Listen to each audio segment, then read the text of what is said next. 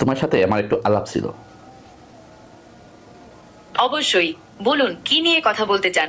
আমি শুনছি এবং আপনাকে সাহায্য করতে প্রস্তুত। আহ, ধরো আমরা তো লাস্ট ম্যাচে হাইতির বিপক্ষে ব্রাজিল জিতছিলাম, তাই আমরা গর্ত থেকে বের হয়ে আসছিলাম।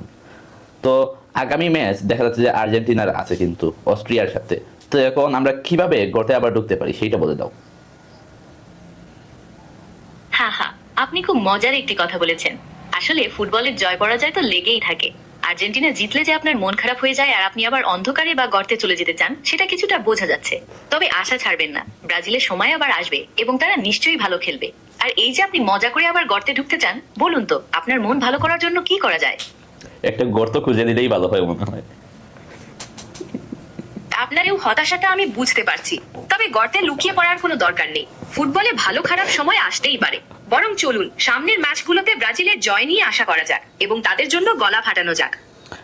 আরে আমি বলতেছি আর্জেন্টিনার জয় আমরা গর্তে ঢুকতে চাই, আবার ব্রাজিলের জয় যখন পেয়ে যাবে এমনি গর্ত থেকে বের হয়ে আসবো। তো এইটা নিয়ে সাজেস্ট করো কিছু।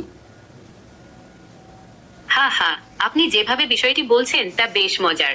আর্জেন্টিনার জয়ের পর গর্তে লুকিয়ে থাকার জন্য আপনি চাইলে একটা আরামদায়ক কম্বলের নিচে সময় কাটাতে পারেন বা সাময়িকভাবে ফুটবল সংবাদ থেকে দূরে থাকতে পারেন। আর ব্রাজিলের জয়ের সময় গর্ত থেকে বের হয়ে আসার জন্য একটা ঢাকঢোল পিটিয়ে উদযাপন করতে পারেন। বলুন তো এর মধ্যে কোনটি আপনার জন্য বেশি আকর্ষণীয় হবে।